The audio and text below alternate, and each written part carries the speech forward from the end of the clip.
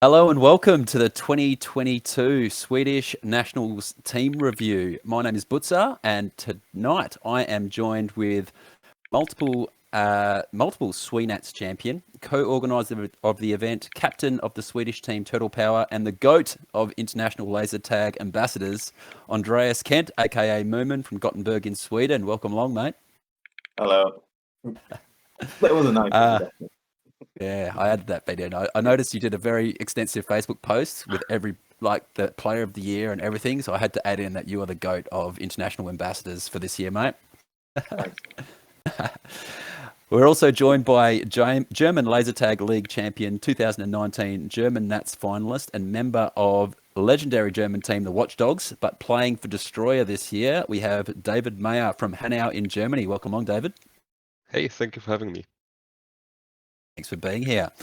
We also got 2018 Swedish Nationals champion, as well as two-time World Championship finalist in teams and solos. Playing for one of our finalists this year, we have on Legacy Nico R. Peravita. Yeah, thanks for having me. And nice pronouncing. Thank you. Excellent. I got it. And finally, we're joined by the current German, Finland, and Swedish national champion. I've just been educated that it's called the EU hat-trick. So the first EU hat-trick person to achieve that, European Player of the Year in the very prestigious Mumin Awards, and captain of DOMARNA from Espoo in Finland, Heikki Oinonen. Yeah, thank you for having me, Butza. Glad to be joining you guys again. Thanks for coming along, mate. It's great to have you on again. All right, so we're here to wrap up the 2022 Swedish Nationals.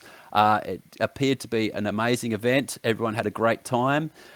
Before we jump into the team review, we're just going to quickly wrap up the side events. So we had solos and elimination.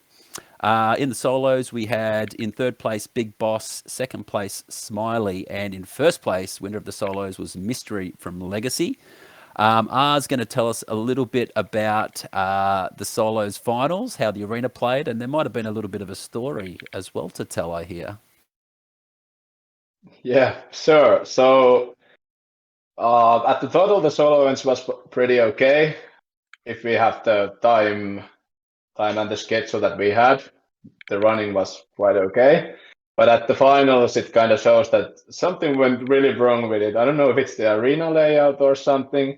So like in the finals, like 4 to 6 players out of the finalists were like under the blue base, and the pressure was on the arena, was around the blue base area the whole time. And there were actually a few players that are super good in base players in Sweden, and they really enjoyed getting the play in that area, of course. And also the players that I mentioned before are not bad in dueling, so imagine how it ends up. So there was like if we get the biggest guys from the final, 5 of them were inside the blue base area, and the bases are like super small in Sweden. So I'm just glad, no hate, but I'm glad Big Boss didn't win it because he was the one who set it up. So essentially, 5 of the top 6 players were like all in one base.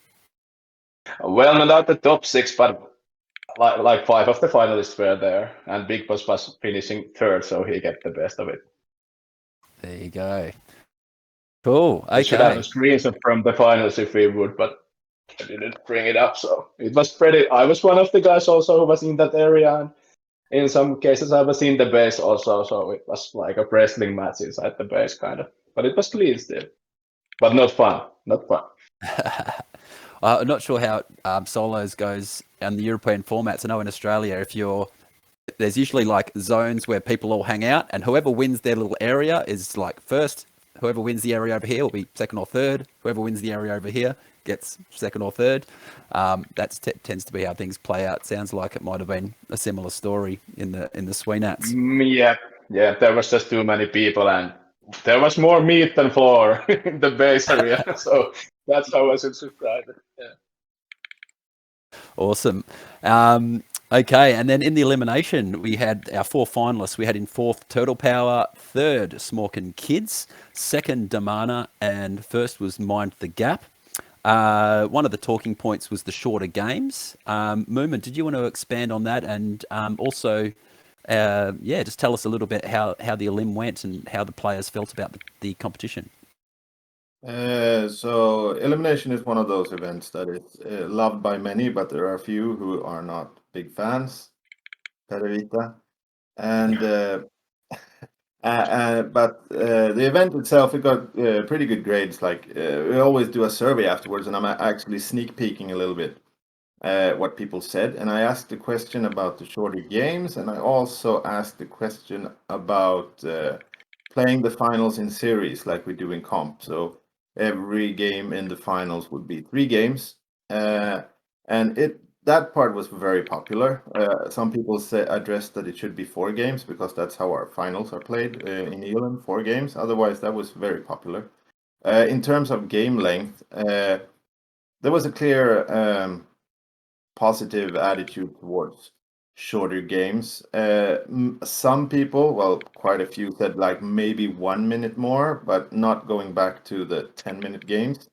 And there was, of course, a few who wanted to go back to 10-minute games. Not so many as I had expected, but there were a few voices. But I think out of, let me see how many took the survey. I think 50 people took the survey, and out of them, I think 5 was really negative towards the shorter games, and maybe 10, what do you call it, ambivalent. You know, they were neither for or against, and the rest were positive towards it. So I would say like short games works, but my personal view is that you need the series in the finals in order to do it correctly, or it would be a fluke who moves on because the games are so short and things like happen so fast, and there can be a mishap and then you're out. Okay, game over. But with 4 games, 3 in this case, but 4 would be the best. There is a tactic towards it, and there's a lot of like a lot of things happening. It's not this stale games, and it seems like the players that were at the tournament this year, at least, would support that. So just to clarify, they went down to 6 minutes? 6 minus 1, yes. Yeah, 6 minus 1. So there's 5 minutes of playing time, 5 minutes, essentially. yes. Yeah, so essentially, if you get jumped, you don't have that opportunity to kind of withdraw and reset, really. Sort of, yes. You but kind of have to reattach your attack, kind of. Yeah. But the benefit is that you don't have that time in the middle of the game where you're kind of just like trying to chew through time so that you can conserve your lives for the end of the game, kind of thing. Yeah. Cool. All right, that sounds like it was a big win to experiment with that and learn that. Awesome. I look forward to playing some 5-minute Elim games at some stage in the near future. All right, thanks for that, Mumin. Just before we move on to the team review, we just wanted to also have a quick discussion about the arena, how it played. Was there a stronger space? What was this kind of basic dynamic of the arena? And David, you're going to share a little bit about the arena with us. Yeah, so generally speaking, I think Boros is a really, really good arena where you have a good overview in general to see what's going on, and you can swap around tactics in between. What we saw in this tournament and also in previous tournaments is that the green base is really, really strong compared to the other bases. That's because blue and green is really close to each other, and red is kind of remote. And green is between blue and between the red base. So at green, you have a really good overview. You see what's going on. You can dictate the game yourselves. At blue, you're mostly then stuck reacting to what screen is doing. And at red, you often have the problem that you have a little bit more delay if you want to swap around because you first need to see what's going on. So what we often saw is that if we have full dev games in like the comp in the first game, then you will often see the red base being dropped so they can swap up some things and create new tactics and shake up the 5-man defense system. So we saw red being dropped a lot. We saw blue, I think, was really good to defend, so that was defended a lot. We had a lot of zone control plays, and often there was like a scramble in the area between, but not that much attacking going on as you might see in other bases or in other mazes. makes a lot of sense, because when I was reviewing the scores, I saw that there was a lot of games that had very low base count, but then there was a lot of games that blew out to 10 bases as well. So that sharing with us that red base got dumped a lot, that makes sense. So the teams, obviously, those games, if a team had red decided to dump it, and they were the games that were blowing out in terms of bases and score. Cool. Awesome. All right. Well, thank you very much for that quick review of the side events in the arena, guys. We're going to move on now to the big business, the team review. All right. So we're going to start 11th and work our way to the top. We have a reviewer for each team, and we're going to, talk about each team, ask a few questions about each team, and make our way through to first place. So let's start at 11th place. We have SWAT. They were predicted at 11th. We had Cooper from France, Lucifer, Gijo, Acid, and Renegade. This was a mixed team of the French and the US players. Mumin, what impressed you about these guys? Well, these guys, like on paper, they should be pretty far behind the rest of the pack, but they weren't. Like they won a few games, second in a lot of games, and during the Cascades, they actually moved up. I was going to fact check myself on that, but they actually moved up, and they were as high as they were, let's say 11, 10, 11. They were 8th at one point in the Cascade. It was on their positive swing on the Cascade, of course, but it was still. I was pretty impressed with that team with 2 players with a native French tongue and 2 players with a native English tongue, and then 1 native Swede. The comms, like I was reffing a few games, and they had a hard time just talking to each other, communicating. And from there to pull a few wins and climb in the Cascade, climb past a lot of teams with a really good cohesion, like the Fort Wayne team, the Sixth Sense team. That was impressive, and I would say a huge part of that was Cooper. She did some really nice leadership moves, like a lot of talking, a lot of like running the team. I think she did really well, and I would say also Lucifer, especially in the early stages of the tournament, he did a lot of nice base takes, a lot of runs, like by himself taking a base, like moves like that. And because of all these small plays they were able to do a balance between attack and defense. I thought that was. I'm impressed. Like they were last, but still they didn't. It wasn't a team that was disconnected from the rest of the group, which I thought actually, to be honest, would be the case.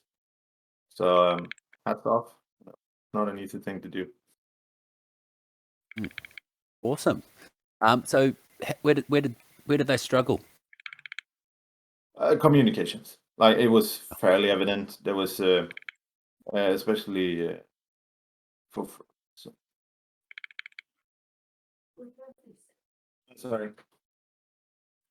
Alana, I need to put up the do not disturb.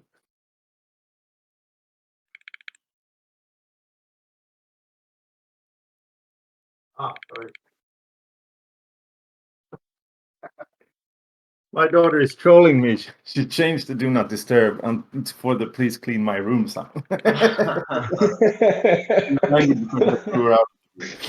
All right. Sorry, what was the question? Where they needed.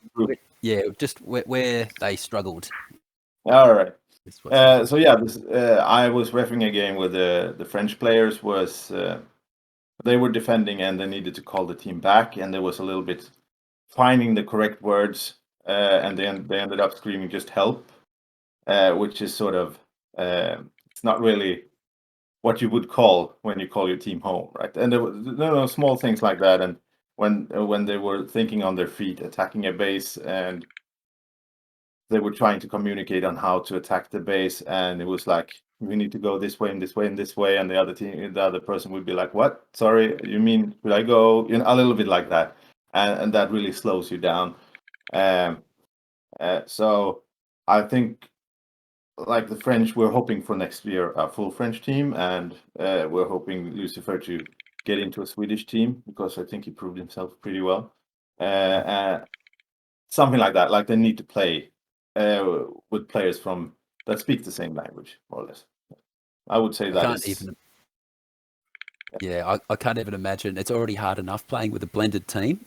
You know, you're coming up against the best in the country or the best in the region, and you know, trying to get that synergy in such a short amount of time. Then to add the communication difficulties, that would have been such a big thing to overcome. So the fact that they climbed in that cascade and were getting wins is a huge hats off to them. Did you stop typing, man? Heikki, Yeah, sorry. I can only hear you typing. Wait a second. I wonder who's tapping. I sent a message in the chat. I was like, who's tapping? All good. Yeah. So, I mean, the next question was going to be, how does this team move forward? But at being a blended team, it's unlikely these guys are probably we're not going to see this combination again, are we? Realistically, they're probably, like you said, we're going to hopefully see Lucifer on a Swedish team, a full French team visiting, and yeah, do you think we'll see the US players returning in the future? Yes. I love it. Yes, like there are some of them are already announced going for next Swedish Nats. So yes, we will. That's and great. We'll get to that when we get to that. Yeah. Great. Awesome. Well, thanks for your summary of SWAT. Well done to the SWAT team. They finished 11th, but you know, they should be proud of their performance. They got wins and they climbed, and yeah, they didn't just roll over. They really gave it a crack. So, well done to Cooper and her team. Let's move on to 10th place now. We have Sixth Sense Randomized. They were predicted in 10th. They're a German team consisting of Trifinix, Crisley, Alice, X-Force, and Jonas. David, you're going to review this team. Tell us a bit about them. What impressed you about these guys? Yeah, I know them quite well. We often train together, or we did train together before Corona in Frankfurt, and then I sometimes visit them in Mainz. And Jonas is from another city where if I train, I go there. So I know all these guys pretty good.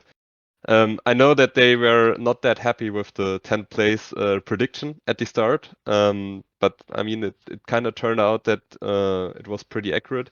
And I think the main problem they had is also coordination, but not that much on a micro level, like Mumin said for SWAT, but on the macro level. So they had a tactic coming in, and then if the tactic worked, then they have a chance to play for the win. But even then, after the tactic worked, it's kind of like dissolving in chaos. And if the tactic doesn't work, then it's already chaos from the start. They are all really good players. They have really good timing. They are training mostly base run, so base defending, base attacking is also not that bad. I think the main problem they have is, like I said, it's the coordination, and they have a lot of really good solo players. So, for example, who stood out? It's Trefnix and Jonas, for example. They're both really good solo players. Trefnix is more on the really skilled laser tag player. He's good in 1v1s. He has a good overview and so on.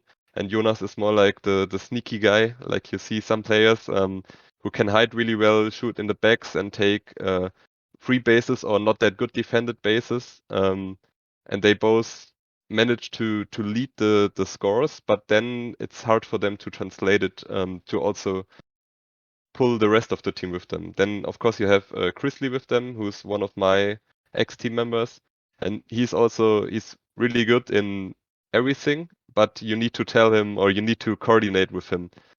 So if he comes in a situation where he doesn't know what to do, then it's really hard for him to really play his game, and he will struggle. So I think that was the main problem. They are really good laser tag players, and I think all they need is a little bit more experience, and they need someone who takes over the tactics in the maze. And I know they have this player, but he wasn't there this time because he was injured. But I think they were not happy with the 10th place, and I also think that they can shoot higher in further tournaments. Yeah, so they haven't been playing together long. Are they pretty newly formed? So 4 of the players, they played together really long. So we had our own old system in Germany, and they play for 5 or 6 years together. So those guys, they know each other well, but the swap to 3 teams, because we played one team against one team, that's what makes it really hard for them to have the coordination. And Jonas, he was new. He kind of tried to take the leadership role and do some tactics. He also has some good ideas, but he is too new to coordinate in the maze. Like the star tactics were good, but in the maze it was really hard for them. Yeah, they'll learn a huge. Sounds like they would learn a huge amount from this tournament. And yeah, okay. And you mentioned a few players. Who do you think was the standout for them? Who was the standout player? Yeah, I think Trefnix is probably the most skilled player they have in the tournament. He's really good.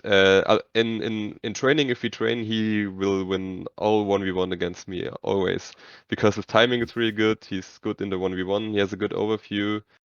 He's good at attacking. So he also had a good scoreline, was always at the top of the rankings. And the only thing he needs to do is to coordinate with the team or to have someone who does that for him. But I think he was the standout player. Yeah. And you guys are playing 3-team now in your German nationals? 3-team competitions? Yeah. It was the old So- system, yeah. Yeah, so these guys are going to stick together and play in the German nationals and things together? Yeah. So they already played in the last 2 German nuts and they will keep playing. So they are the ones that adapted to the new system and are also really enjoying it. And they train base run a lot, like every week, so they are really motivated. I would like to say that I refed a few games and I played against them a few times, and there was a lot of times I thought they would win. When I was refing and I watched them, I'm like, yeah, they probably won. And then I go out and they're third.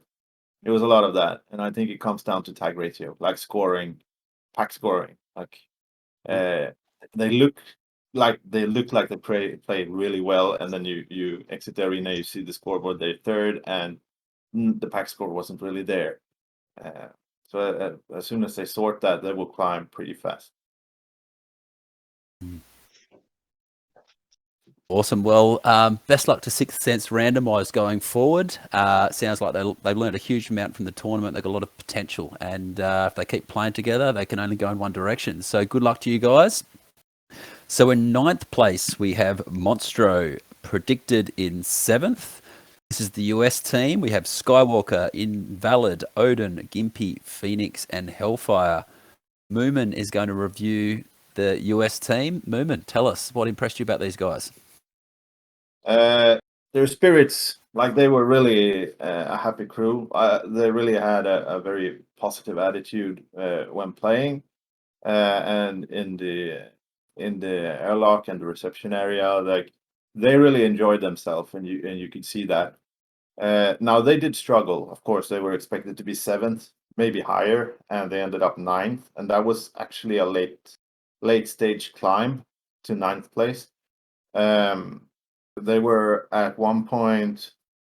I'll use my just check the grid. I think that at one point fell down to they were 10th at one point in the Cascades. So, and then they did sort of a move at the end, ended up 9th in the System D.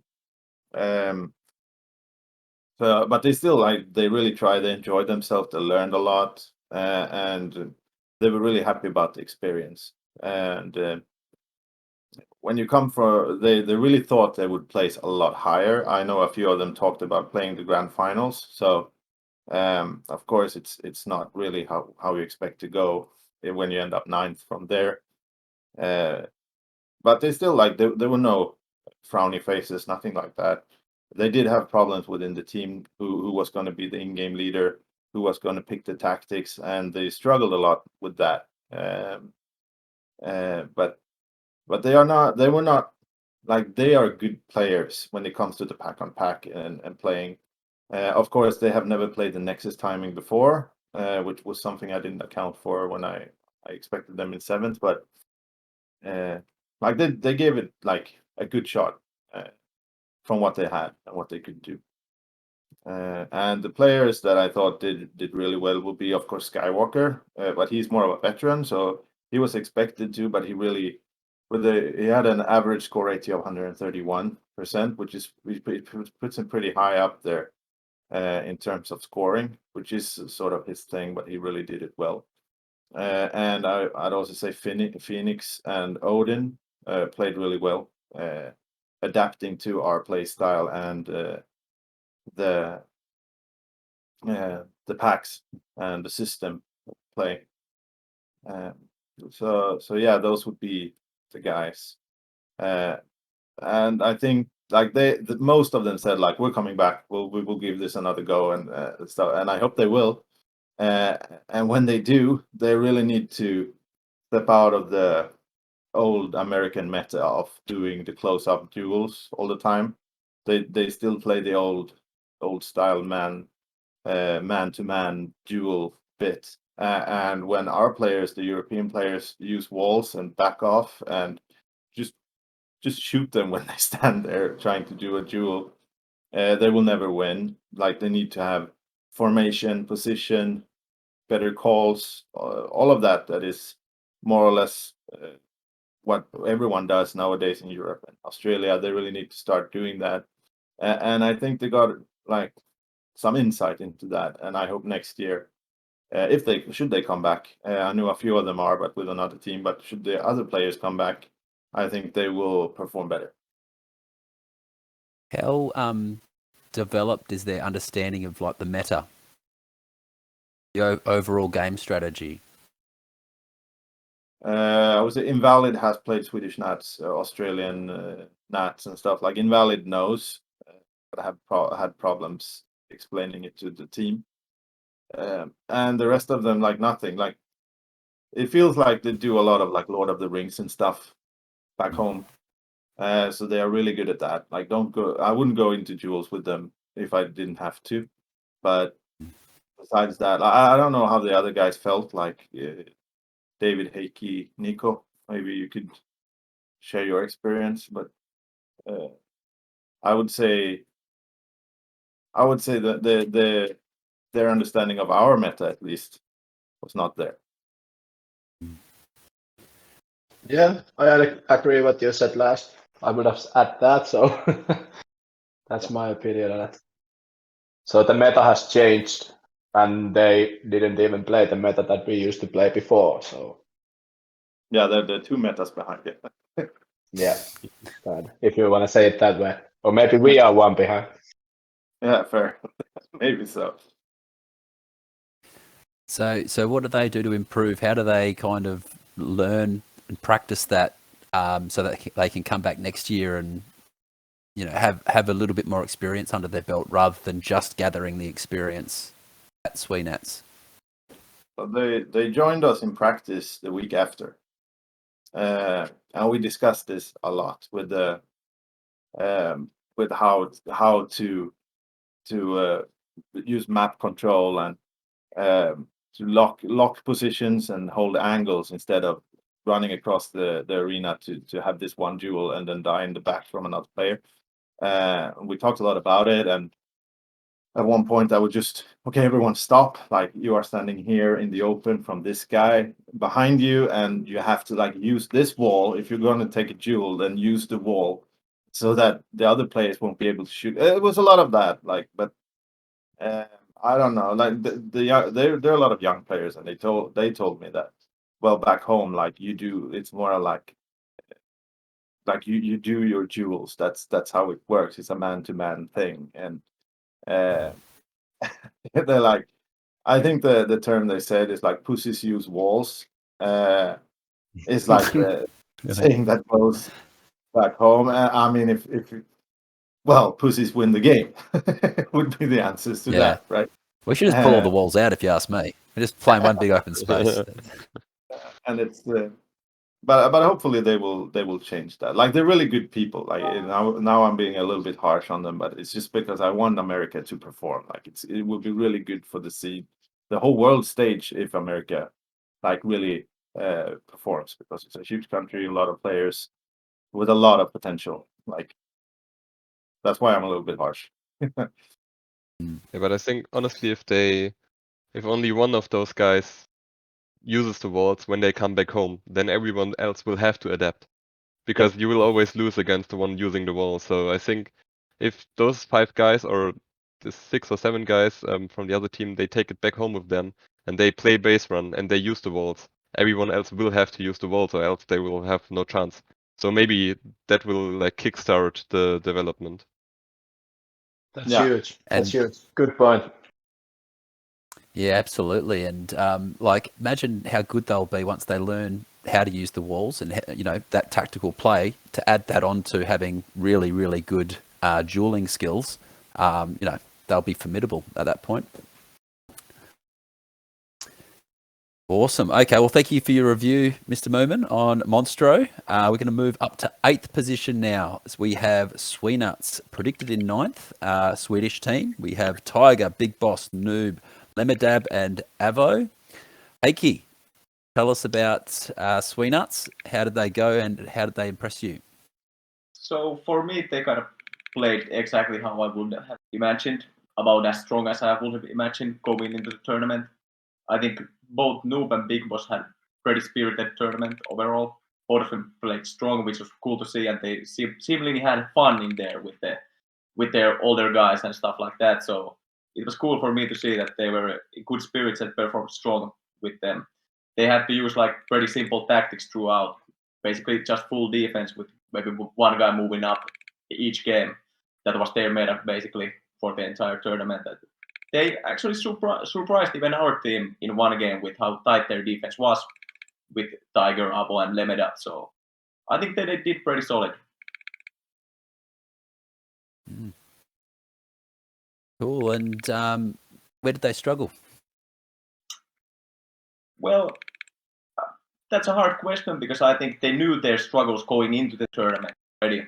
So there was nothing surprising for them about where they struggled. They knew what their like biggest handicaps and struggles were gonna be, and they were exactly that way. If I can add to that, I think speed is the biggest struggle. Yeah, for that team. will probably be that. Yeah, speed and explosiveness, I would say, the main factors. When you say speed, you mean like the ability to lunge into base at speed? Or Yeah. the Well, ability yeah, to get around the just arena? move around quick, like in general, I would say. Yeah. Yeah. Yeah, but I think Okay. they used their, like you said, their tactic was have 4 defenders and 1 goes up. Yeah. So I think, like you said, they actually saw their weakness and they used it Yeah. as a strength. Yeah, I would just agree with David. That's kind of what I was going for as well. As I said, they knew what their like struggle was gonna be, and they performed within that. Like they made it work. Yeah, so they put themselves in a position where if another team made a mistake, they were able to capitalize on it. But Yeah. if both the other teams played good zone, it was going to be difficult for them to get wins against more skilled opponents. Yeah. Yeah. Well, it sounds like they maximised their kind of capacity, really, which is a big win for them. What can they do going forward, do you think? I'm not sure really. As we discussed in the preview, a couple of their players are a bit older, as like laser tech players. So I'm not sure can they get a stronger performance out of them than they did here. I don't really know, to be honest. Yeah, so that they might be pleased. They Yeah, they might very well be pleased with. I think they were. I think they were. Yeah. Like pretty happy with it overall. I would say if they do play the Helios Pro next tournament, maybe if they get the older players to learn the high posture lock, that could actually be beneficial, because they play their low. They usually play low, which is better for fast players. And should we have Tiger and Avo doing the high posture like Nick does, it would be really hard to crack those bases. They could actually exploit that. Oh, that's true. Actually, yeah, that's a good point. And that's a pretty easy fix. Like, if they do that, that will help them a lot. But Yeah, they that's have next true. part for them to practice it, but that could really help. Yeah. Is their lineup pretty like solid? Are they got any intention to blood new players or anything like that, or are they just an old school group of friends who enjoy playing together and they'll probably just keep playing together? Well, it's basically that, exactly what it was like. For an example, Avo is Noob's father, for an example, and like Tiger and Big Boss are big family friends. So it's like a group of friends, basically close friends who just like to play together.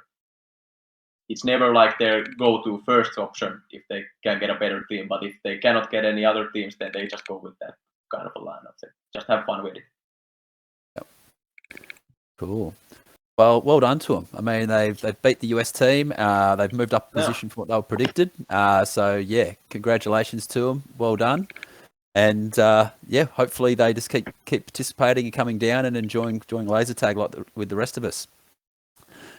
Okay, so let's move to 7th place now. We have Turtle Power predicted at 6th. Our Swedish team, led by Mumin, with Gotte, Jae Hong, Buckshot, Maverick, and Black Panther. Mumin, tell us about your team, mate. How did you guys go, in your very unbiased opinion? Yeah, I just realized that maybe it's not a good idea to talk about your own team. I was just informed of that. I totally agree. So I will try to maybe the others can sort of chip in a little bit. So we expected to place a little bit higher than we did, of course. And I will try to do this because, like, you can talk about your own team for like forever. But we really did have a strong defense, which was the sort of starting point. And any team that tried to attack against us when we had our defense together struggled. It didn't matter which team it was. We broke down eventually against like DOMARNA. They pulled through, like they got all 5, but then we only lost the game with 2K. So we did get the pack score when needed.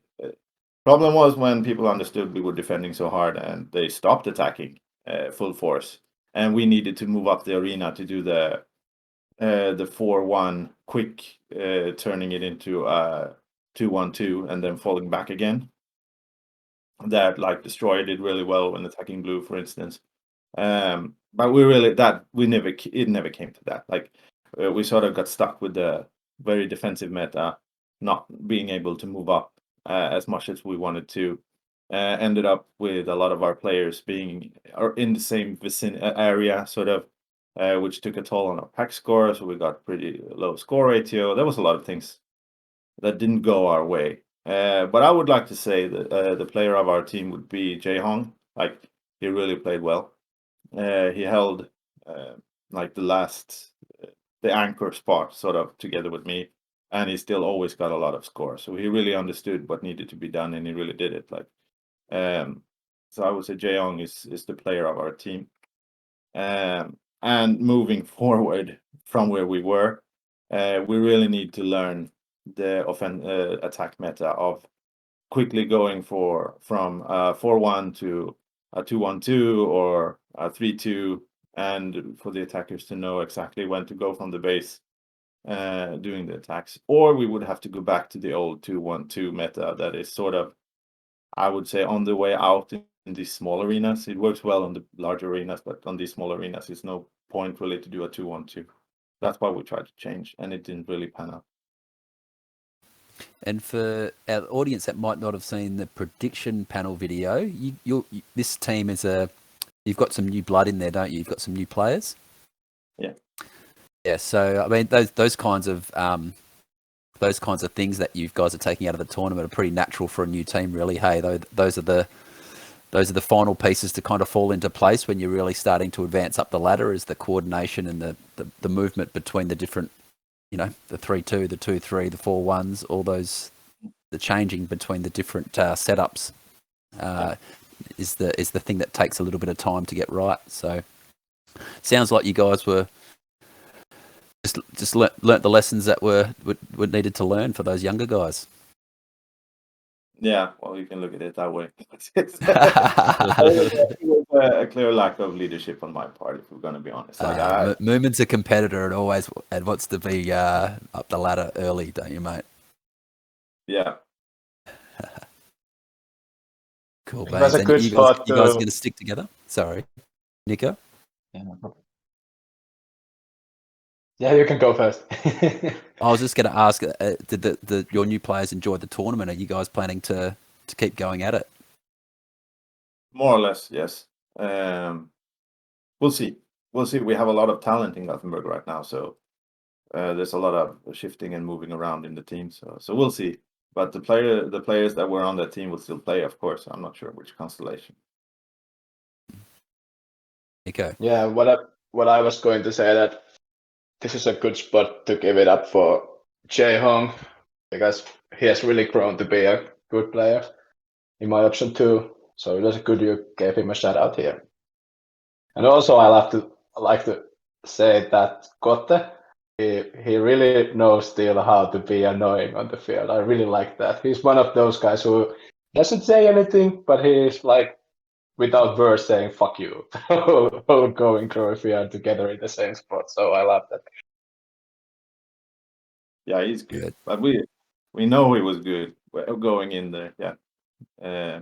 But we didn't get the attack as we wanted to. Like we never picked up players and then went for it. So there was problems there. Well, sounds like you've got another reason to come back to the next tournament, mate. Me? Yeah. Yeah. Refinement, always refinement. Awesome. Well, thanks for your very objective review of your team, Mumin. Any final comments from the players not on Turtle Power? Yeah, I think Mumin has a actually really objective review. I think their strength was that they're all really good players. They're really good in defending, but like you said, it's just those explosive base attacks that I think you guys were missing. But I mean, it's kind of like we had with the SWENUTS. You predicted that beforehand, as we can also see in the name. So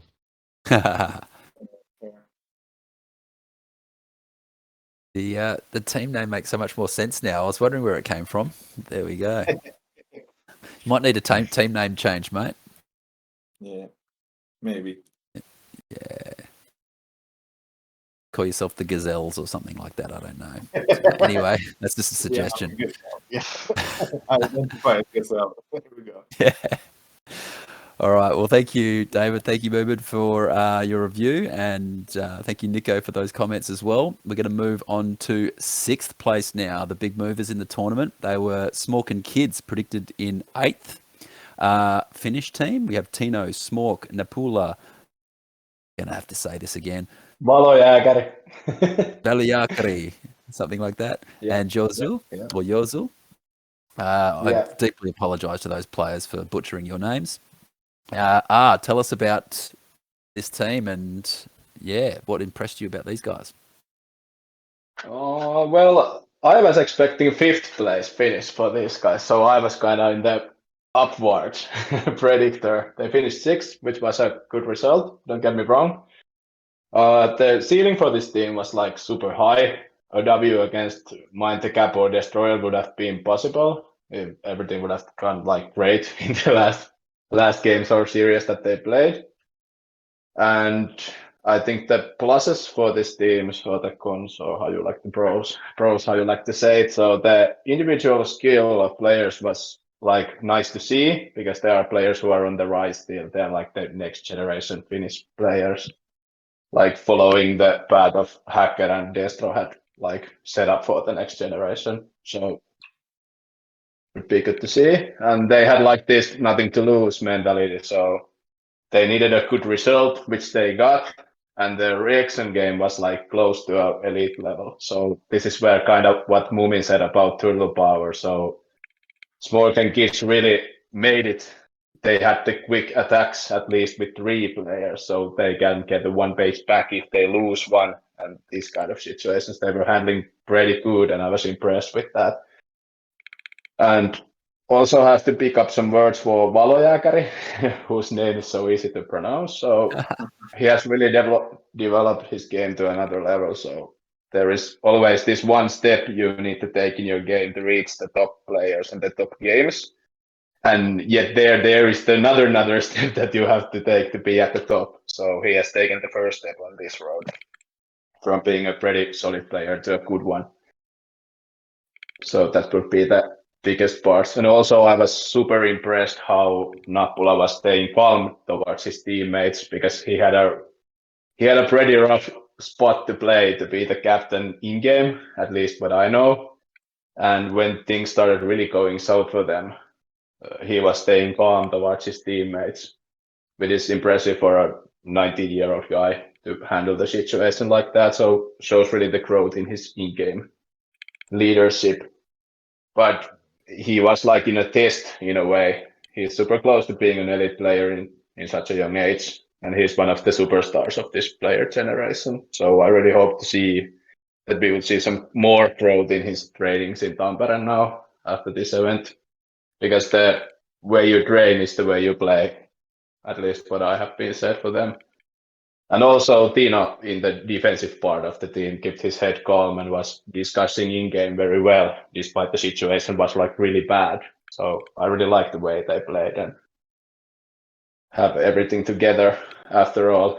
Maybe the lack of leadership kind of showed still that the attackers who were like Nappula and Valojääkäri, so two very good young players on the rise, and they keep losing each other on the field. So they were taking bases soloing, and that led to a lot of denials, which eventually made it that the team had to make a move, because the attackers were like really like rookie mistakes when taking the bases. So kind of do it here, you know, in that situation.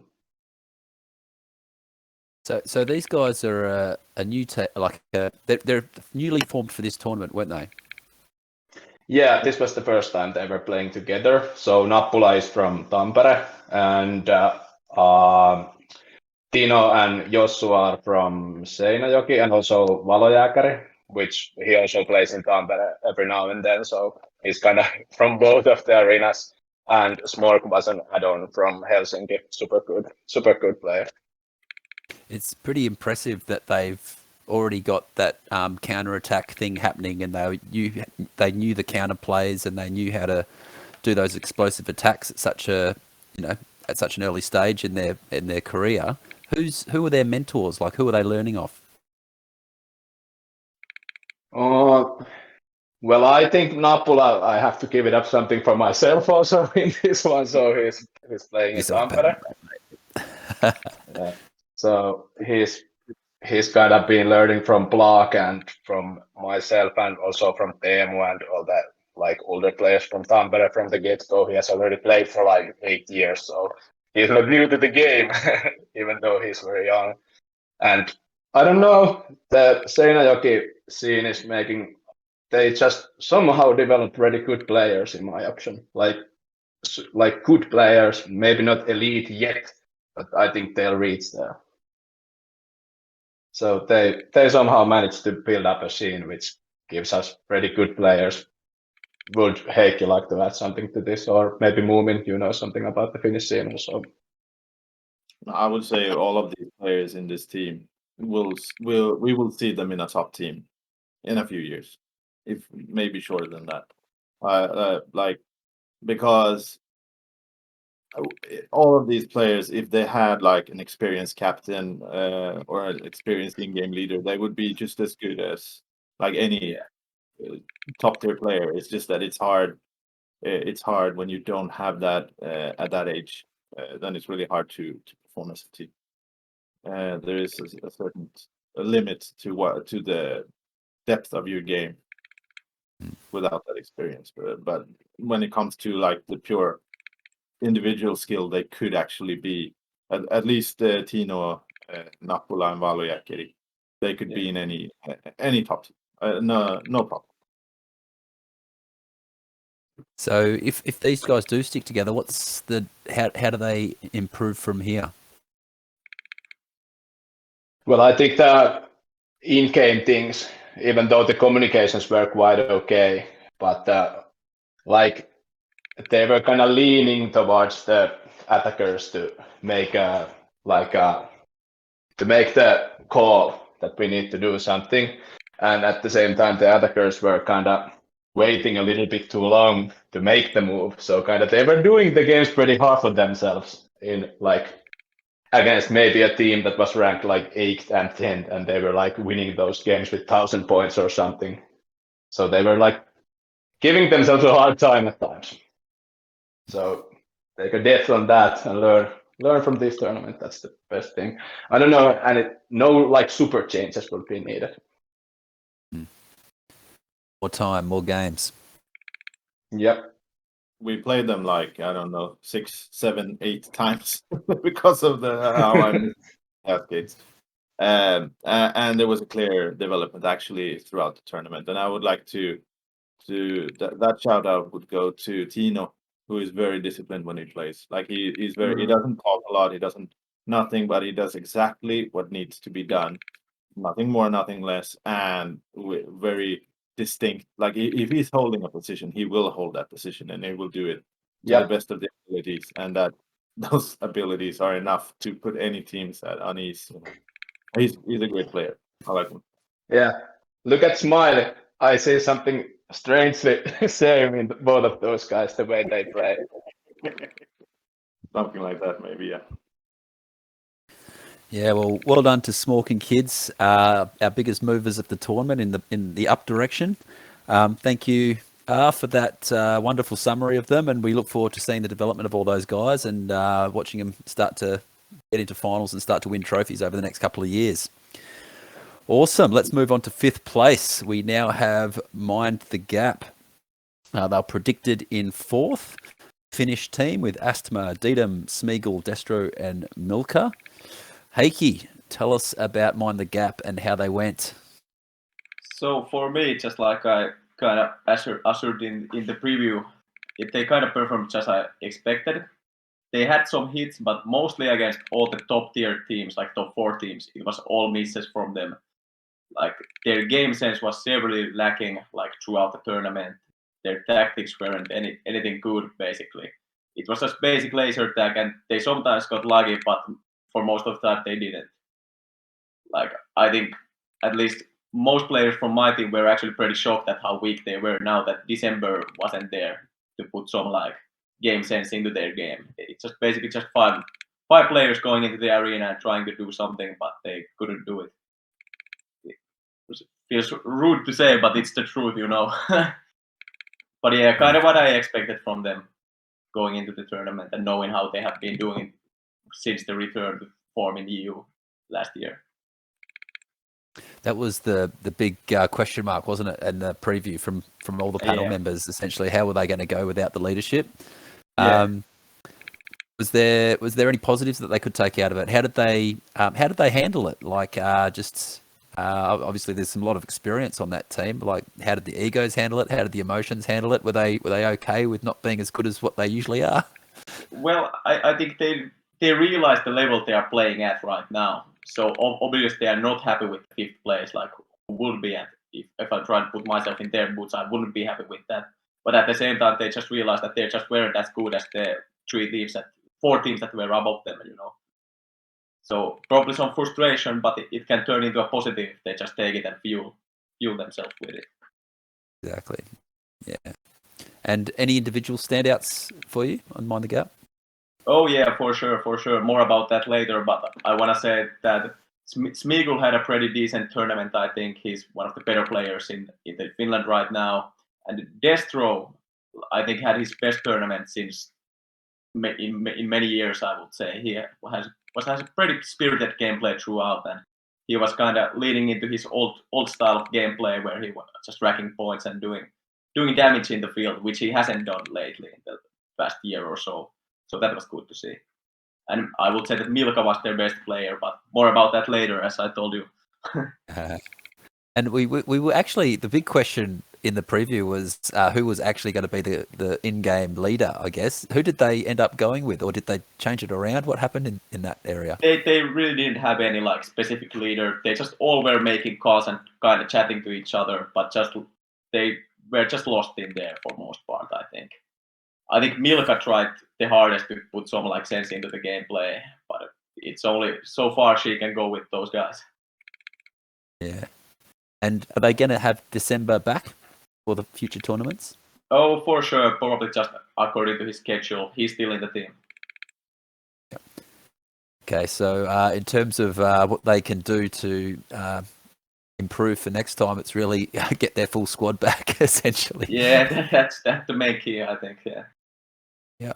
Do they have any other progress outside of that, or is it a little bit hard to tell because of the, they weren't really their normal?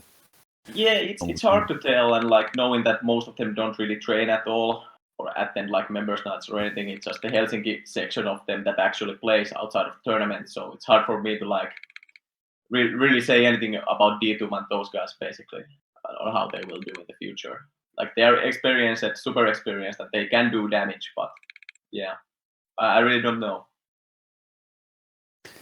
I would have loved to have been a fly in the wall in their little post tournament chat at the end. Oh yeah. Just to see You what could have they been learned. just a person every now and then on the airlock when they were discussing. You don't have to be a fly in the room. Sorry, I missed that. You could hear them in the airlock? Oh, you can hear us everywhere. Yeah, they were having a chat every now and then between each other. Let's put it that way. In Australia we call it a crisis meeting. Yeah. Meeting of two people, but yeah. when we went to the nationals the Worlds in 2011, there was an arcade machine, Time Crisis 4, in the arcade. So every game we come out, crisis meeting, up to Time Crisis. Yes. Okay. Well, sorry. Just anybody. Yeah. Like they did have the one good game in the System D when they beat Destroyer. I think it was Destroyer and FEYDAKIN, putting them in the Golden Game series. But then they dropped the two afterwards, right? He made it. Yeah. They won the first game of that set. Yeah. Yeah, it's a shame that was their. That's really they really played well. I think they won again. Yeah. I know, but that's why they. Yeah. If they would have played that game like the Golden Games, they would probably be a lot less lower in the rank. Probably. Awesome. Well, best of luck to Mind the Gap. We look forward to seeing you guys with your full contingent back at the next tournament, and no doubt you guys will be competing again for getting into those finals. All right, let's move on to fourth place now. We have Destroyer, the German team, the team that's been impressing everybody. They were predicted at fifth. We have Reaper, Jonas, Domi, Parme, and David. David, you're going to do a very objective review now. Tell us about your team and how they went. Yeah, so at the start, it was really hard for us to see where we will land because we never played together. And also, we had a last-second change of lineup because Markus, who was supposed to go for Palme, he has a back injury, and so he couldn't come. And so Palme, luckily, managed to book a really pricey flight and still join the tournament. So that was really nice of him. And also, of course, I was happy because he's my teammate, so I know what to expect of him. And the problem was I played with Reaper before, so I knew, okay, it will work with Reaper. And Domi and Jonas, I've never played before. With Jonas, I was pretty sure that it will work because he's, I think also Mumin said it in the prediction, he's the really reliable, stable guy that, like you said before, if you tell him to hold the base, he will hold the base. So that's also really good. And then Domi, he's a really, really good solo player, but he kind of gets lost in the maze. So that's what I expected of him before the tournament. But then actually in the tournament, it worked out really good. We had a really good team synergy. I think our tactics was also really good. We had a good overview of the game. It felt to us, at least in the cascade, like we were always like this one little thing behind, like one deny too much or just little things that kept us from actually competing for first, second, third. We didn't come here to the tournament to get fourth. We came to get first. So that was always our aspiration, and we always tried to play for the win and not to lose. So like these little things, we were never stressed in the first days that it will not work out because we thought, okay, it's just little things. And then actually in the final day, we had a really bad first system D, and the second was also not that good. But then in the final game against two really good teams, we also competed really good, and it was 4,000 points for us not going in the final. So overall, I'm happy with the performance. I'm not happy with the placement, but I think it was a really good tournament, and the only thing we are lacking is a little bit more pack points when we do the thing. And like you can see in our scores as well, that Jonas, he's a little bit behind in the scores, but he's the most the inexperienced player of us. And I don't see any problem with him. I think in 1 or 2 tournaments, he will also have a lot of scores. I think that's the only thing he needs to train as well. And maybe Palm and me, we are not really trained right now because we don't have a maze. So it's the little things. I think we can compete for top 3, and it's just the little things that are missing right now. And so you usually play with the Watchdogs.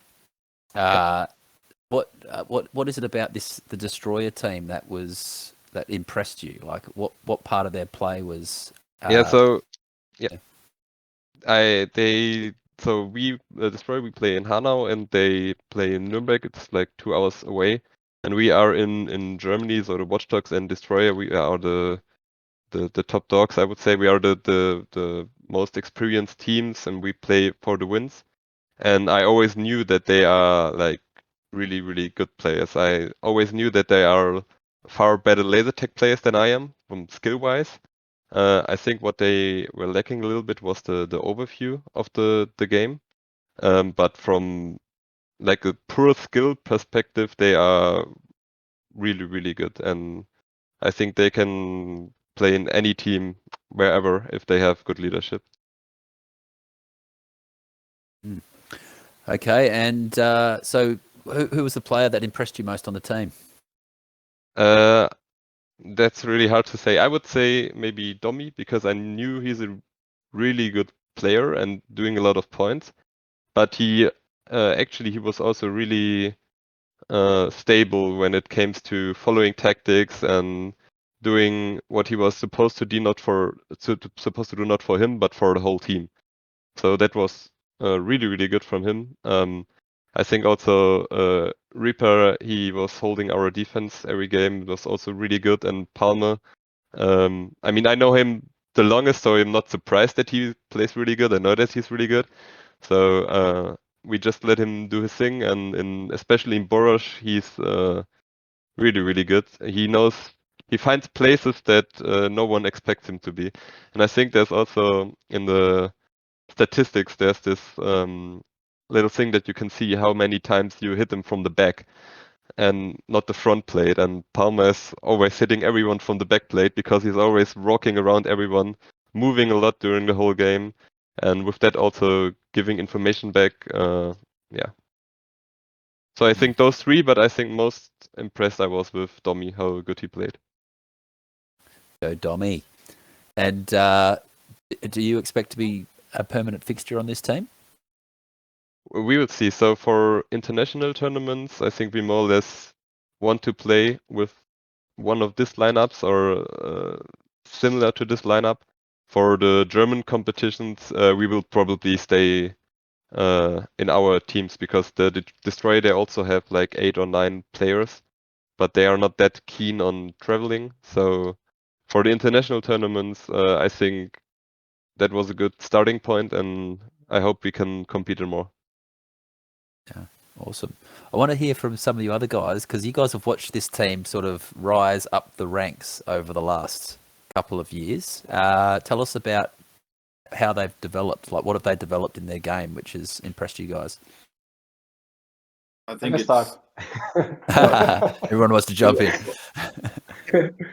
I think that what I said to the team during the first System D games, which David talked about. By the way, is it David or David, how you say your nickname? It's both okay. In Germany you say David, but Yeah, it's David. that's what This I'm is fine. thinking. Yeah, yeah. But after all, what I said to you during your first set of System D games, that I said to you that you have to be more disrespectful in a way in the arena and keep moving. That's the only things I said to you when you were having a crisis meeting, like Pusa said before, in the next to the arcade thing. So I think when you're seeking for improvements, you have to just make a list of particular things and work on the first one. And when you have like seen some improvement there, take the next thing. But don't try to fix everything at the same time, because time is short, and you can't really get everything going in a month or two. You maybe have to take in some things. You have to take like 3 months to practice thing, and the other thing will come like in 2 weeks after that or something like that. So make a list about the improvements that you need to make and focus on them, not just trying to keep playing and hope that they will like fix themselves. Yeah. Yeah, Mumin, you're good to go. Yeah, thank you. I would say, like, I'm speculating a little bit because I'm not playing in the team, but I get the impression that Jonas is not really encouraged to do anything to improve his scoring. Like, he's very much cemented in the back, and like that's where you're supposed to be. Stay there, and he will, even with no one around, he will stay further back than score allows. Right? There's no score to be had that far back, and he will remain there. And you get the impression sometimes that he's sort of afraid to do something wrong. And if that meta keeps going, he will not improve. Like you need to invest in your fifth player if you want him to be able to actually get the score needed. Like that won't, like you said, that in a few years he will get scored. No, he won't, like, because he is so stuck in the back, never attacking and let the base is empty, nothing like that. Like he needs to be invested in if you want him to grow. But yeah, you're of course right. He was standing behind, but that was also tactic. He was a little bit too far behind. That's right. I think what he is missing, but that he knows himself, is that if the defend is not there, if you don't defend, then those packs are missing. But of course, we never expected him to be the top scorer. No, so of course not. it's But he did this job really good, and I think we also had this discussion, or you mentioned it. If someone else played for Jonas, for example Markus, who's like really insane player, if that would have helped us to maybe play for the win. And I think actually with another player than Jonas, it wouldn't have worked out this good, because if we have a lot of solo players, then we come into the same mentality maybe as we had with Sixth Sense, I mentioned before, where it's really hard to coordinate if everyone's just running around the maze and being really good in the game. And it will be enough to play for the final, but it will be really hard to get into the final and do well there. So I think Jonas was a really good member for our team, and I think just with experience he will improve enough. Yeah, because I've seen other players playing in that position that does get more score, but he needs to be encouraged by the others to actually, okay, maybe you will lose a base in the group stage, but in the end you will learn how to score while being the last line of defense. But that the prize will be losing a few bases, and the team needs to let him know that's okay. But I'm not in the team, so that might already be going on. So that's just how it looks from the outside. Awesome. Well, well done to Destroyer. Congratulations, moving up one spot from their predicted spot. Clearly weren't all happy with their fourth spot. They wanted to get into that final and get a win, but they should be pretty happy with themselves. It was a very competitive tournament, and to get fourth and just miss out on finals is a great achievement. So well done to you guys. And we're going to move on to our finalists now. In third place, making another final in a big tournament, we have Legacy, predicted in third. We have R, Tiwu, Mystery, Rowan, and Retenji. We're all going to get an opportunity to give an objective review So why don't you continue for us, mate? Tell us about your team and how you went. I was expecting to win, so I haven't predicted our team to be third. So here we are again, I should say. First of all, I have to say I was super excited to play with Rowan as an offender this time, and we really get going fast. So I think we are like one of the hardest duos of our roster to keep consistent because our playing style is like pretty similar. So they're like the synergy is not at the top when we started playing because both of us want to do the same thing for the pair or the trio which we play with. So shout out to him being awesome the whole tournament. And in the end, I need to say that we can still like see real growth in our game, and we have learned from this defeat which we got from the tournament. And I still have full belief in my team, and we have grown like something special with this roster. And I rather finish second and third 4 years in a row and win the big one on the other way around. But about the finals, I should say that I had a talk with like Slanes and Hacker and Heikki and of course with my teammates separately about the finals and what we did wrong. And it's no secret that the last game of the finals where we really lost it. So we were kind of losing in in-game toughness, and that was the only thing that we were lacking of in this tournament. And what I mean by this is that when you're like fighting for an area control, like we have said before in this chat already, and having like an even battle, let's say like a 3v3 from one side of the base entry area, and you lost the better places to stand, like kind of like Mumin said about the US style to play. So in these situations, it's kind of like that. You have to win the one next to you and take his place in order to have the better chance to attack the base or get in inside it. So that's why we kind of lost the final game, and also we were kind of losing on back points for the same reason. And I should say that neither DOMARNA or FEYDAKIN was playing at their best. So in my option, every finalist were not like playing in their A game in the finals. And somehow we were the ones who managed to lose the first 3 bases in the last game to DOMARNA pretty fast, or like 3 out of 4. I don't remember the exact thing how it happened. And then we had to dump the green base and went to blue, and where DOMARNA respectively followed us there because they already had 3 and had the edge from the first base.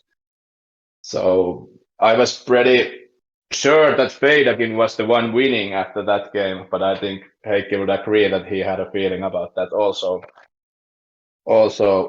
And about the toughness, which I have mentioned like 3 times now in 1 minute, it's kind of like a cultural thing, and the Helsinki players has always like benefited from that. They have more like A and B category players than everyone else in Finland. So the style they play and train is like harder for the players than we have in like Tampere, Jyväskylä, and Seinäjoki. Also, I have to tip Oulu here because the trio have been like staying at the top for years and years despite not having like good practice sessions. So they are like really naturally good players, each and every one of that trio that we have in our team. But Oulu and Helsinki have like the toughest back-on-back players, and that's something we really need to reach and improve in the other arenas in Finland. So that's kind of what I had in mind. Also, I have to like give a rates for the teams in the finals. I had like DOMARNA played like a B, FEYDAKIN played like a B, and we were like a B minus in my option. So that's about us. That was a very honest review, mate. Yeah, that was great to hear. Is this that toughness? Is that something that is carried over from previous tournaments as well? Is that a pattern, or is it something that just came up in this tournament? Well, I think it's been carried like forever in Finland, but maybe tactic-wise, or I don't know if tactics are the right thing to call in here, because GP was like dominating the Finnish scene for like 8 years in a row. But I think the toughness in like the full roster is always better in the Helsinki teams, despite if they're not having the best possible players. For example, they are still really, really good on backpoints. And that comes from the toughness, which they like play the base runs in Vantaa and Helsinki. And the whole thing in their training is like the newer players that come from Helsinki, they are like super fast, being like in the middle part of the Finnish scene. And so it's the cultural thing that needs to be changed. And you can only change it by starting it yourself and talking about it with your own arena members and players. That this is something we need to improve, and just like giving them a thought that why we need to improve this. So I don't know what I can add to that anymore. If you could record that conversation at your site and send it to us, we'd be very grateful. Yeah. I would agree. Yeah. Oh, we're back Continue. at it. We did this for about 2 hours in our panel, in our predictions panel. You go, my friend. Yeah, I would agree that the grand final in Swedish nationals were a little bit so-so. True, yeah. And in the last game, I was actually reffing your home base in the last game there, R. And I really felt that because when DOMARNA came, they were red, so they had the dump base, right? So they did the quick dump, and then I think they got 2 bases in or something, and then the green team left their home base and went for, I don't know where they went because I was still standing at green, but They went at red, yeah.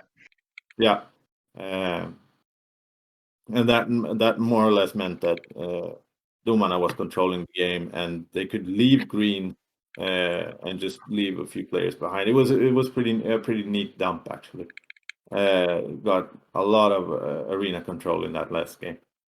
Mhm. With that said, I think that FEYDAKIN should have won it, but they didn't. So They really dropped it in the last game, but more about that when we talk about them. Yeah, so, okay. Well, yeah, that was a really, really great, honest review there, R. Thank you for that. Really appreciate that insight into your team. Sure. Okay, should we... I feel like I wanted to ask Heikki his opinion and all that, but I feel like we're going to get to it because you're going to be reviewing your own team, and we're going to have another opportunity to talk about the finals. So let's move on to FEYDAKIN now. R's going to do FEYDAKIN as well. They were predicted in second as well. Smiley, Slanesh, Bambi, Super, Fliz, and Keps, all Swedish, full Swedish team. Yeah, keep talking, R. Tell us about FEYDAKIN, and keep talking about the final if you would like to. Yeah, so I was expecting them to, I predicted them to finish first, but I was like expecting them to be a top 3 team.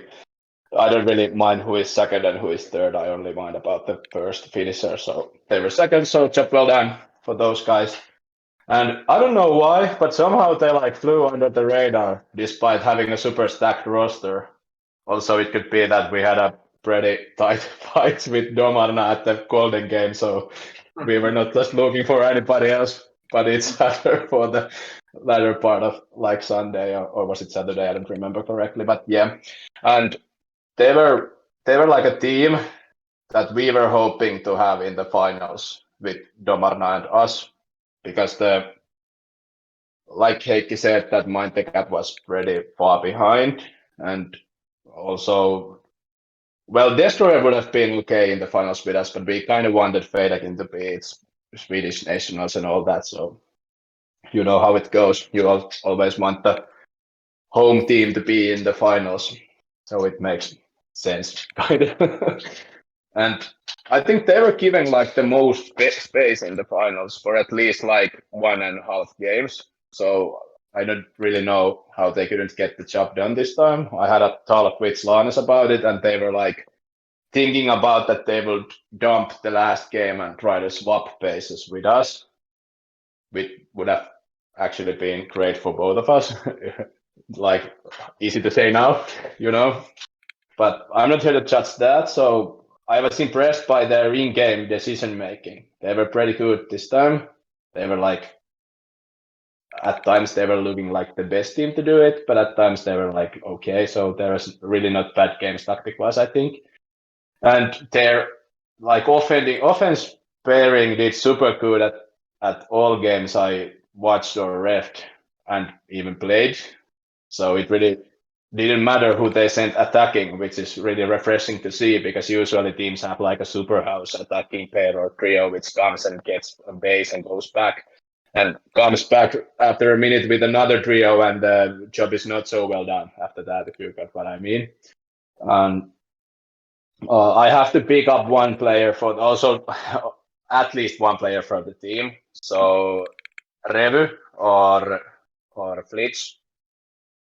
Everybody should see how she plays, so take notes. Never before I have not seen a player being so tough on opponents with her experience. So she's like, I don't know how long she has been playing, but she just didn't give a damn who was against her. She just went there and like took the base and did her job and went way back to home base. And I was like stunned the whole way through, and I was like, oh my god, what is happening? And I actually had a talk with one of her teammates who described her as she reads her pair or pairs playing style so fast, and well, she kind of knows how to play with every player she plays with after a few games together. So this is something I really like in a player, and just have to tip it in a way. Also, Smiley, what a pain in the ass, always shooting you in the back. I felt like sometimes I was in a base and Smiley was still shooting me in the back. So don't know how that guy keeps doing that. And also Slanes, the latter parts of 2022 was yours. What a return to the top. So cheers to that, mate. And I don't think the only question I have for the future, what is next for FEYDAKIN? Will there be an ego problem or something drama when building the rosters? The Swedes are now like setting a new standard for the whole world, or at least for the EU scene, that you can like not make the best possible roster and focusing on making more good rosters for the scene and helping the newer players to reach the top. So does the Australian or New Zealand scene does this? You have the team names that are like from the arenas or the cities, but are the teams really made that way? I'm not 100% with this. So the question is about whether we form the strongest teams from the location, or do we? Sorry, repeat the question. Yeah, so if there is like a team from Adelaide, for example, are they all the players for Adelaide, or is it just the name for the team? In Australia, yeah, we have rules. They call them they were called super team rules back in the original days. So to stop super teams forming from all over the country, they require us to play with players from our own state. So usually they're all from the same play at the same site. But yeah, to follow on from what you're saying about what the Swedish teams are doing in terms of not putting all their top players on the one team, that is something that we do in Queensland. And what we found is that it's a long game. The long game being is you increase the number of people elevate their game when they're a B-level player and they start playing on an A-grade team. Then they, within a few tournaments, will become an A-grade player. So it's how you expand the skill level across the entire scene. And then before you know it, you've got 3, 4, 5 teams of A-grade players to train against. And when you get to that level, you're playing at a top level twice a week in training, and then you go to a big tournament, and it's pretty hard for the other teams competing with you to compete. So that's the philosophy, and it's been pretty effective so far. Yeah, so that's what we are scared of to start in Finland. Like Mumin has sent me between the lines, so. Yeah, the super team thing. Nice. I agree. Yeah. It's something to be... Nothing much about FEYDAKIN. I kind of, like, I see what they did. They finished what I expected, or didn't I expected them to win, but, I expected us to win and also DOMARNA won, so. But they kind of flew under the radar. Does somebody have to add something to that? I think maybe they flew a little bit under the radar because at least in my opinion, they did not perform that good in the comp section, but they really They ramped up struggled a bit. to the end, yeah. And I think that's why they also were not on our radar that much, because we expected them to be like the top dog. It's their home arena. They have really good players. At start they did not play that good like you expect them to be, but the later the tournament got, the stronger they played actually. I was staying with Bambi, who was the in-game leader. We were in the same hotel. So, and he was talking about that trying to find a game, and they did. I remember he came to me in the reception area and he said like, "Okay, now we got it. Now we know how to play." And from there, they didn't win every game, of course, but they won a lot more from that point on. And I think it's when they changed the meta. There was I'm not sure how they played. Like I would expect them to do some old 2-1-2 tactic or maybe a 3-2 or something like that. And then they did the switch to the 4-1 floating 4-1 Yeah. game style, and then that from there they started winning. And I think that is something to be discussed. Like the 2-1-2, is it because the Swedish arenas are small, or is that a change in meta? Who knows? Are we gonna? Is this lineup likely to stay the same, Andreas, or are they? Or is it like the other team? It's kind of unknown. There's probably could be some changes. No, I don't think Keps will probably not be in that team. He was picked up because of there was a risk of injury, so they needed a sixth player, and Keps was available. Keps actually belongs in terms of teams with SweNats, with Big Boss and Noob, and they in turn usually plays with Heikki when he's not playing with Helsinki. So there's a lot of that. There's a lot of international constellations. So Keps no, yes. That would be a FEYDAKIN team. So there would be like one more addition of someone, Jae Hong or something. I don't know. That would be a FEYDAKIN team. Yeah, something like that. So Wow. where does their improvement come from for these guys? How do they get better from here? I think simple things. Yeah. You wanna go? You can go. No problem. Yeah, I like they need to practice more. Basically, it's Bambi hasn't been he hasn't been training for 5 years. I think he just plays the tournaments, and I think that is one of the reasons why like he got the meta wrong in the start of the tournament and a few things like that. He should actually maybe play a little bit with the teams that he's playing with. It would help. Like things like that, like doing maybe team training or something at that level that's needed to have like maybe a training with just a team or you know something like that. Actually, we were keeping an eye on that Hamid wasn't or Bambi wasn't playing in such a high level that he used to. So there's the answer to that. Yep. Yeah, he was running the team. Awesome. All right. Well, that's a very thorough review of FEYDAKIN. Thank you guys for that. Well done to the FEYDAKIN guys finishing second. They weren't far behind first place. They were only a couple of K behind, so there wasn't much in it. All right, let's move on to our first place. Our winners of the tournament, DOMARNA, predicted as first. Heikki, Dark Omen, Nick, Hacker, and Elku from Finland, of course. Heikki, tell us about your team. So yeah, I had a really great time playing with everyone.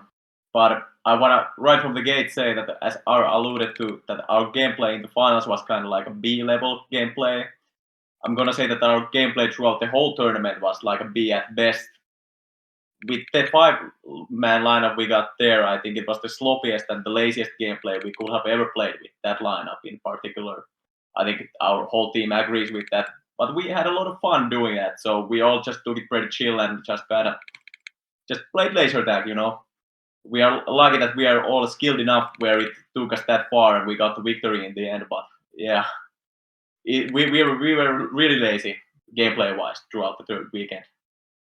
But I'm obviously happy with the result. What did that look like? What did it mean? What do you mean by lazy? Like, well, I think we already also comfortable with the idea that we are so much more powerful than the other teams there. So we knew that we don't have to like go all in basically.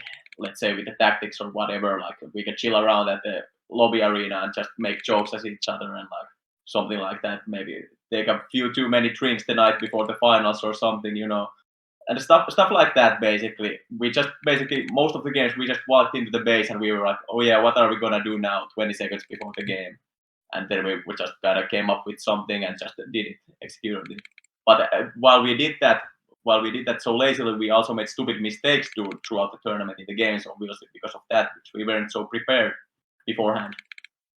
But yeah, but I think at the same time, I have to give myself a tap on the shoulder for that because we were skilled enough and are skilled enough where it took us that far, even though we were lazy, as I said. It was enough still. Pretty close, but it was enough. Yeah, it was enough. It was enough. So, yeah. Sorry, we did it again. Yeah, Mumin, go. Yeah, I would agree with that assessment. But it was Yeah. also clear that the other teams were catching up to you as the tournament went on. It was fairly evident that the dominance you had in the start was not there. Yeah. For sure, yeah.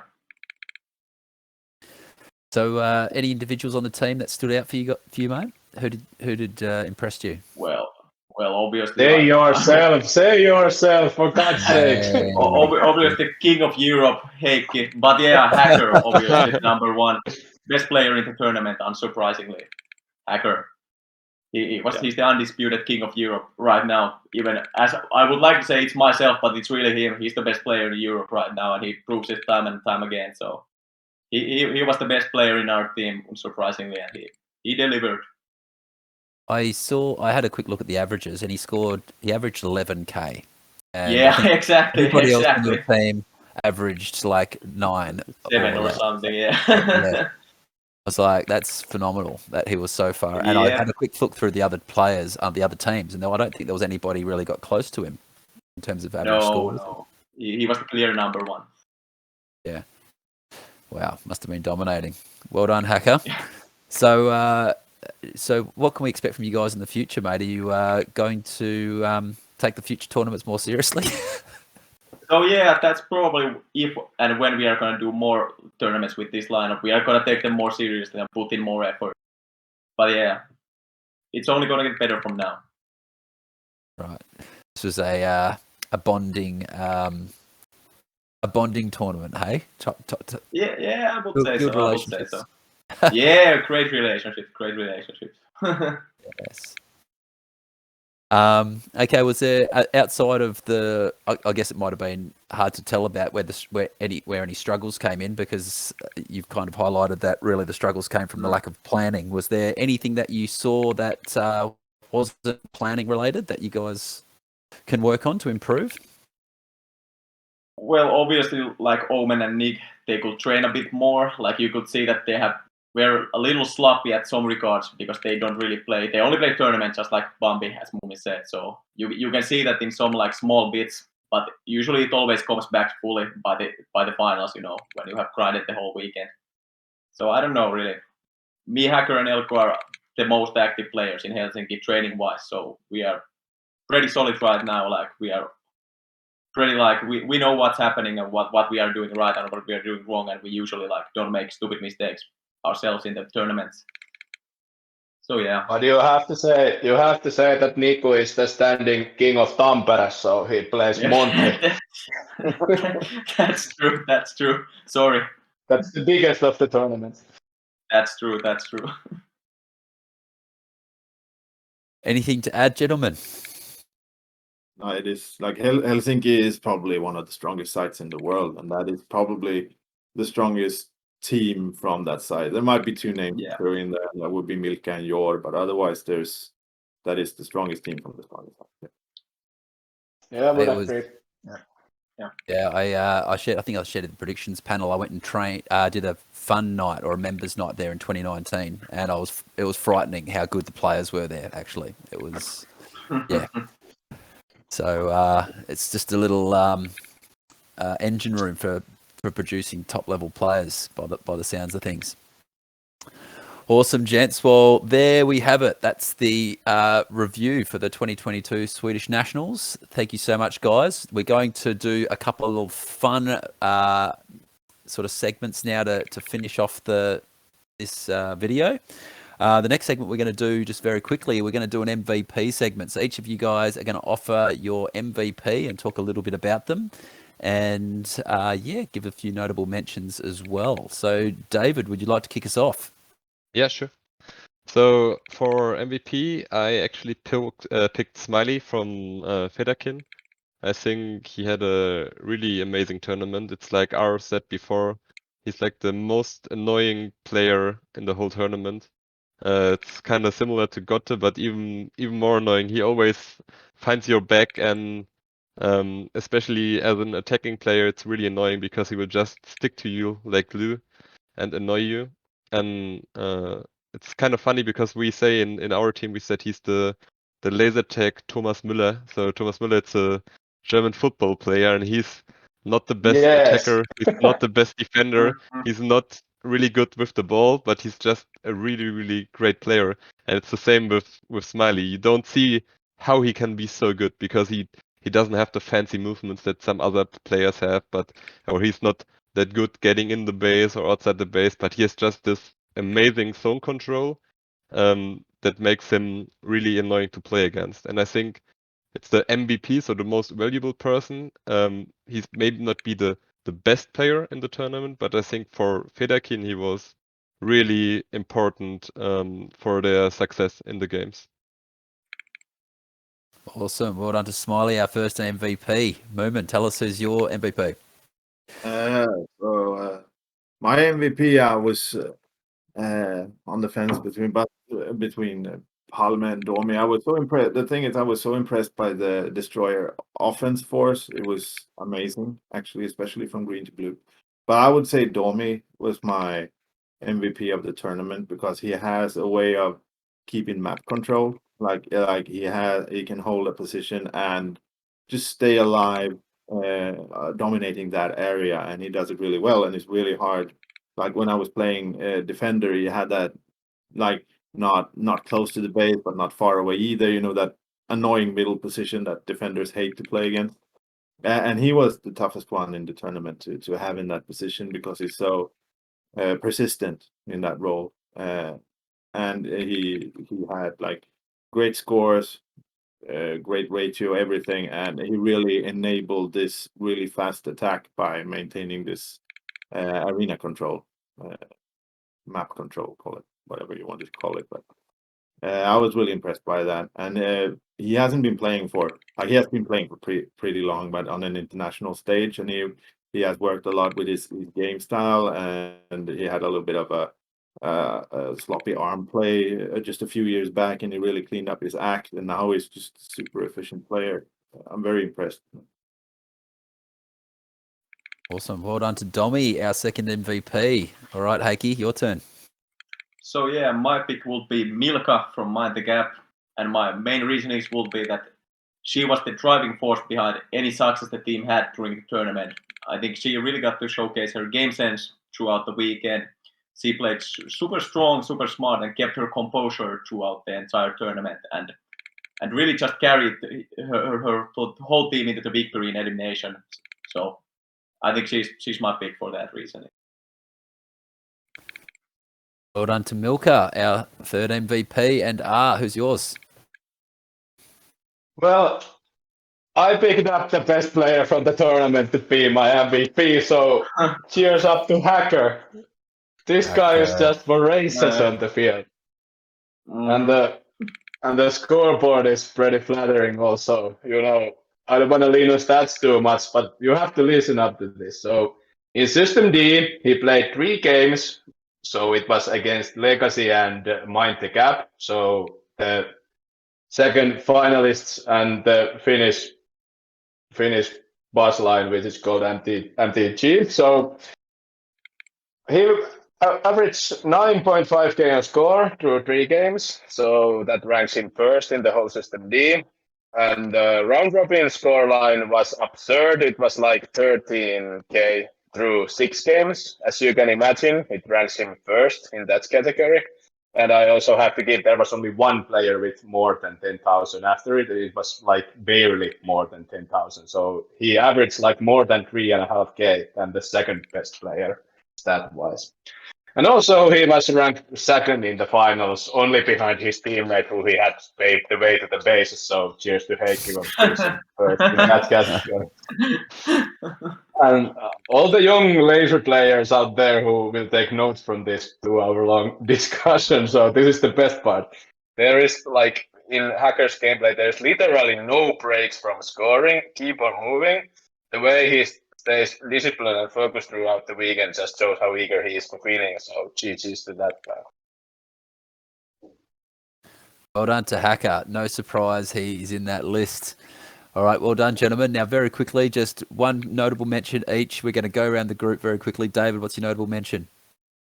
MVP. I would maybe, because Mumin also mentioned Palmer, I will pick a Reaper from my team, because he was really important for our team success. I already said it before. He was holding the defense, also coordinating the defense. So I would pick Reaper. Well done to Reaper. Mumin, your notable mention. Slanesh.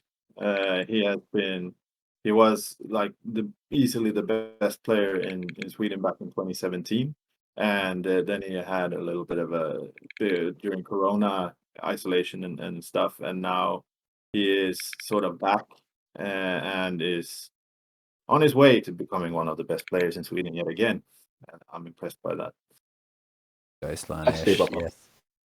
I call him Swedish Beefy. We've got a player in Australia called Beefy, and he looks just like him. So there you go. Heikki. So my notable mention will be Valojääkäri from SMORK Kids. I think he continues to build himself nicely up and continues with super strong performances tournament after tournament. And this was another showcase for him. You picked him just because you knew that I'd have to try and pronounce his name again, didn't you? Yeah, say it, please. Thank you for that. Thank you. Well, I'm not going to butcher your name again. Sorry, sir. I'm just going to move straight on to R. So thanks, Heikki, for stalling my pick. So I would have to pick our man. I would have to pick our man David from here. So cheers to you, man. You played well. I don't know. Are you the in-game leader of your team, because you have so many insights in the game that I just like it. I don't know which one from your team I should pick up, so I picked up you because there was Mumin had a discussion about Palme and others already. So I pick up David. There you go. Well done to David. Awesome. Alrighty, guys. So we'll get a hand over to Mumin now. He's going to give us a quick, do a quick few thank yous and a quick survey review. So my understanding, every tournament you guys do put a survey out to the players afterwards to get a bit of feedback, mate. And you're going to give us a bit of an insight into what you've learnt from the players so far. Yeah, we're a little bit overdue, so I'll be brief. So we did the survey as we always do, and this tournament was a success in terms of popularity in the survey. That is, unless people are lying in it.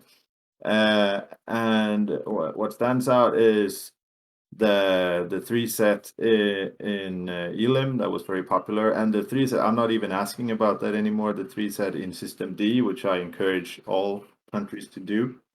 Instead of just playing the single games in the System D. What is the problem is that we are playing Borås over and over again. So next year it will be Gothenburg on Nexus instead of Borås. But I would like to say Borås is the best option. So I have no regrets that me and Slanesh ran it 3 times in a row, because we have built on it. We have rebuilt the arena. But now maybe it's time to try something else. So it will be Gothenburg and Nexus next year. And I would like to say that we did a quick remake of the arena, and that was successful. People enjoyed it, and it was a really small thing. I think they did it in just a few days. Something for to consider for people who are doing tournaments to maybe have.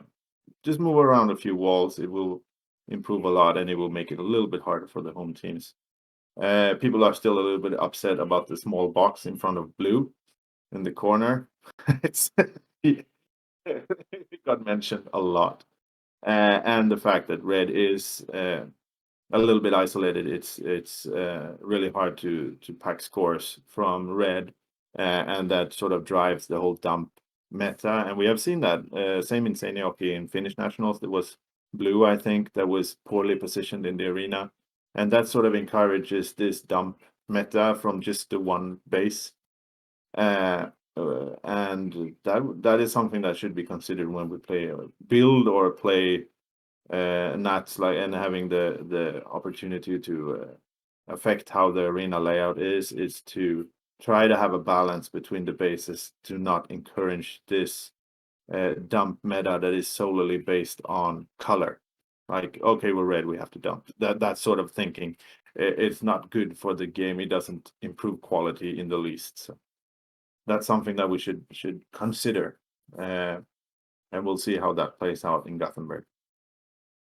But all in all, I won't get too much into the metrics. It's available if you want to see the result of the evaluation. It's on the Lasertag EU group.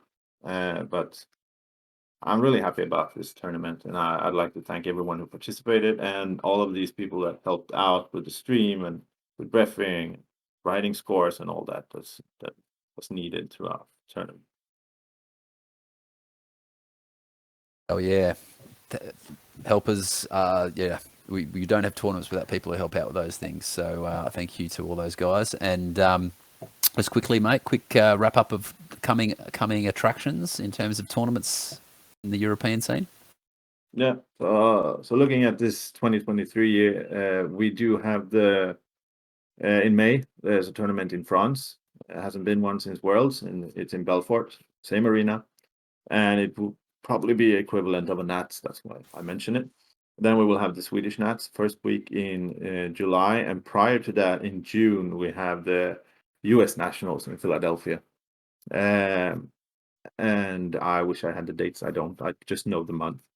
So, and also in July we have the German Nationals, and unfortunately it collides with the Australian Nationals. So I will 99% go to Australia. So I will unfortunately miss German Nats this year. Yeah, we're gonna play Australian Nats in like, what is it, 5 degrees centigrade, something like that in Hobart. Yeah, it's gonna be freezing. Well, Yeah. for us, it's gonna be freezing. Yeah, For you, it's probably absolutely. summer, but anyway, you'll be fine. Yeah, I'm used to that. And then of course we have the Finnish Nationals, and as tradition says, we don't know when yet. We will probably know that sometimes during the summer, and it's usually September, October. And that would conclude the Nats cycle of this year. Then of course we do have New Zealand. I don't really know when they have theirs. So that will be the tournaments for next year. Of course we do have the small ones as well, but these are the Nats ones. The ones to play. Yeah. In terms of coming attractions on this part of the planet, we have at the end of this month, 27, 28, 29th of January, we've got what we call the pre-Nats 1. So there's always 2 to 3 pre-Nats leading into any nationals here in Australia at the site that's hosting. And this one's going to be really interesting because they're going to be having our first big tournament on Helios 2.